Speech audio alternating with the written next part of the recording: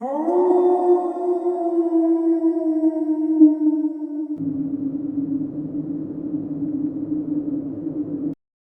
was the first week of October, that time when the air starts to carry a chill, and the days fade faster than you expect. That Monday felt normal. I'd just gotten home from work as the sun was setting behind the trees. I was halfway into the driveway when I noticed something hanging from my front door. Instead of pulling into the garage like usual, I parked and walked up to it. Taped to the door handle was an envelope, my name handwritten on the front. No address, no sender. Inside was a short letter, also handwritten. It said someone had been interested in me and wanted to meet the following day at a specific time and place. There was no name at the end. I stood on my porch staring at it, the chill in the air turning sharp. Someone knew my name, my address, my schedule. I tore the letter into pieces and tossed it away, telling myself it was just a prank. But even then, something about the neat handwriting and the tone of it, too personal, too deliberate, lingered in my mind. The next day was one of my days off.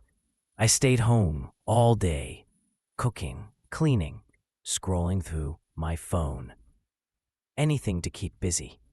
By 9 p.m., I was upstairs, taking a long, hot shower, finally starting to relax. Then, the doorbell rang. The sound cut through the silence of the house. I froze. I listened, waiting for a knock or another ring. Nothing. After a minute, I convinced myself it was just a delivery driver who realized they were at the wrong house. But as the water fell over me again, my thoughts drifted back to the lair. The timing was too close. The next second, I heard it. A soft creak, like someone stepping just outside the shower curtain. I shut off the water instantly. Silence. I pulled back the curtain. Nothing. My heart hammered against my ribs as I dressed quickly and went downstairs. Through the peephole, no one. But when I opened the door, a folded note slipped from the top of the frame and floated to the floor. The handwriting was the same, only this time, the message wasn't polite. They were angry that I hadn't shown up to the meeting. At the bottom, initials, DN. That was it. 2 letters that meant nothing to me, yet filled me with dread. I checked outside again. Nothing but trees rustling, the faint hum of crickets, and the still darkness stretching across the neighborhood. I locked every door, every window, and paced the living room for what felt like hours. Every shadow seemed to move. Every creak in the floor made me flinch. I couldn't shake the feeling that someone was still out there, watching. Eventually, I decided I'd take the letters to the police in the morning. But as I walked up the stairs to my bedroom, I heard it again. Thump, creak, coming from my room. I burst into the bedroom. Nothing. I checked the closet, under the bed. Everywhere. All clear. Finally, I turned to the balcony door. I rarely used it. Blinds always closed. But when I reached for the handle, I realized it was already unlocked. My stomach dropped. Before I could even react, a shadow shifted on the other side of the glass. A man standing there, staring right at me, half lit by the porch light, calm and cold. He moved closer. That's when instinct took over. I bolted from the room, down the stairs, and out the front door, straight to my neighbor's house.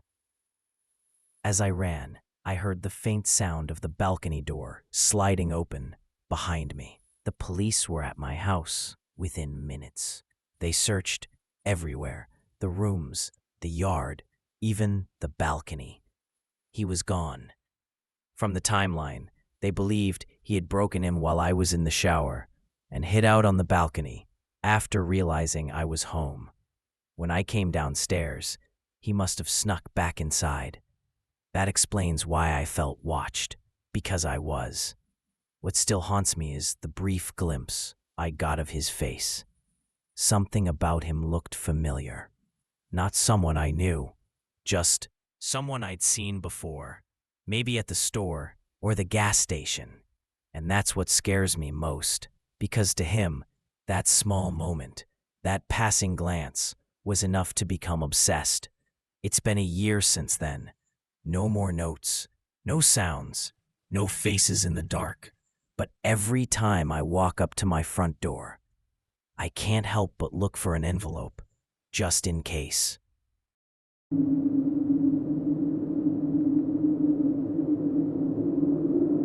It was early fall when I started my drive back home from visiting family. A 14-hour stretch of nothing but highway, forest, and fatigue. I'd left around 3 in the afternoon, meaning most of the drive would be through the night. Not smart, I know. By midnight, my eyes felt heavy, and the road ahead was just a blur of asphalt and headlights. Out here, there were no cities, no houses, just stretches of darkness, broken by the occasional gas station or dirt road.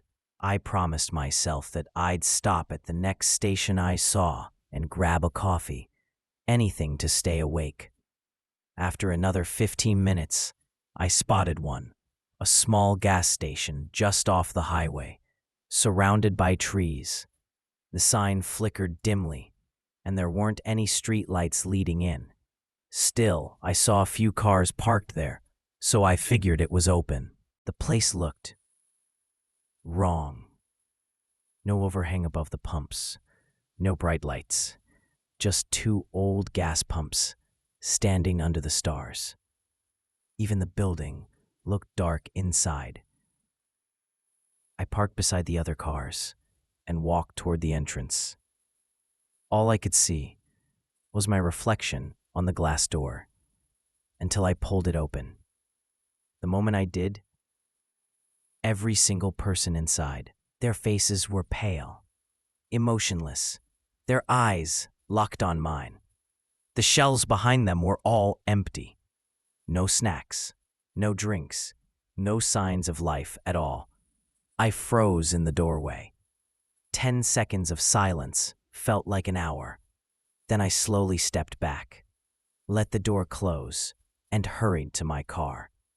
As I drove away, I could still feel their eyes watching me through the glass.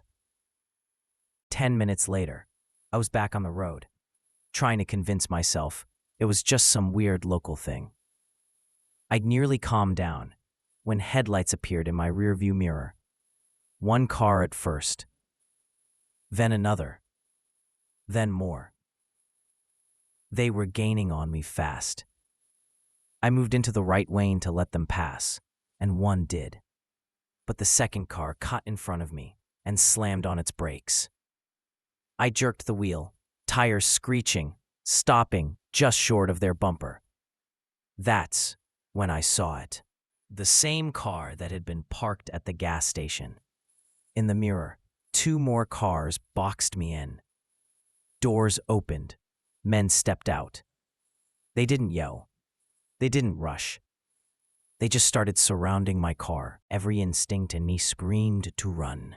I threw the car into reverse, swerved off the shoulder, and barreled into the tree line. Branches scratched the sides, my headlights bouncing off trunks until the car jammed against a slope. I didn't stop to think. I grabbed my phone and ran. The forest swallowed me in seconds. Pitch black, silent except for my breathing. Then, footsteps, several, crunching leaves closing in. I ran deeper, barely able to see. After what felt like forever, the sounds started fading. I crouched behind a tree, gasping quietly. Didn't move. Didn't even turn on my phone. I must have stayed there an hour, maybe more, before daring to look at the screen again. When I finally found my way back to the road, the cars were gone. Only my own was still there, wedged between the trees. Police came after I texted 911. The car had almost no damage, like they'd never even touched it. No one was ever caught. No security cameras on that stretch of highway. No records of that gas station even being open past midnight. I've thought about it 100 times since. The empty shelves. The men who didn't speak. Their faces turning in perfect unison when I opened the door. I don't know what I walked in on that night, but I'm certain, whatever it was, I was never meant to see it.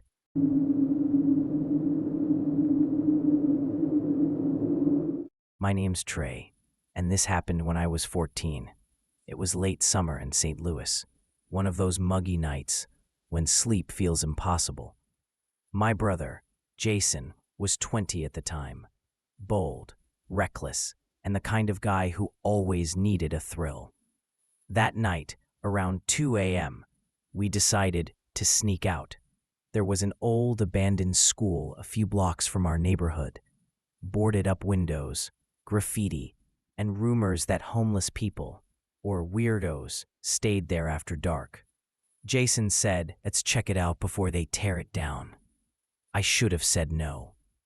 But when you're 14, adventure sounds better than common sense. So we packed flashlights, snacks, and Jason, being Jason, slipped his Glock 19X into his bag, just in case. We thought we were unstoppable, but that night would burn itself into my memory forever. The streets were empty as we walked, just the buzz of streetlights and the sound of our sneakers on the cracked pavement. When we reached the school, it looked even worse up close. The front doors hung crooked, the sign out front was faded and unreadable, and the air carried that stale, moldy smell of rot and dust. Inside, our flashlights cut through layers of darkness. Broken lockers, scattered desks, peeling paint. We wandered the hallways, joking around, exploring classrooms, until we found a spot near the gym to sit and eat chips. It actually felt peaceful for a few minutes. We talked about life, music, girls, normal stuff. But then, the temperature dropped. The air got thick. Jason stopped mid-sentence. From down the hall came the sound of shuffling footsteps. Slow, uneven, dragging. We both turned our lights toward the sound. Out of the darkness stepped a tall man, maybe mid-30s, shaved head, wearing a black jumpsuit. He was grinning. Not friendly. Not drunk. Just wrong. He reeked of alcohol. His eyes glassy, but sharp at the same time. Jason's hand slipped toward his bag. I froze. The man lifted a half-empty bottle and slurred, "You boys want a drink?" We didn't answer. Something about him didn't feel human, or at least not right. He mumbled something again, too low to hear. Jason said, "What?" The man stepped closer, smile widening. I said, "Wonder what your blood would look like on the grass." The man's grin snapped into a snarl. "Come here, you little punks." He lunged. Instinct took over. I stepped forward and punched him, hard, right in the nose. Blood sprayed across the floor as he stumbled back. Jason pulled the gun, pointing it straight at his face. "Don't move. But the man only laughed, blood dripping down his lips. "You're dead, both of you." He took another step forward. I swung again. Once. Twice. Adrenaline driving every hit. Jason shouted, "Trey, stop!" Then, flashing lights, red and blue, filled the hallway. Police officers burst through the door, yelling commands. A neighbor must have heard the commotion. They pulled me off him.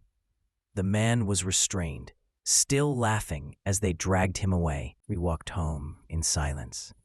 Neither of us said a word until we stepped through our front door.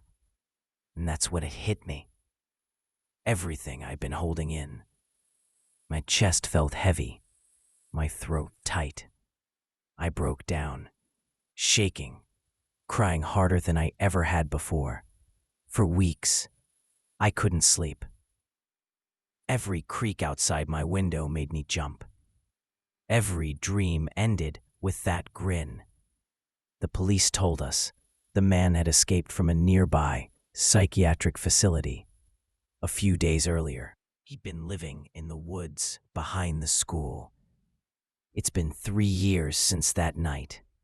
I'm 17 now, but sometimes, when I pass that old school lot, now just an empty field, I still hear that voice in my head. I wonder what your blood would look like on the grass.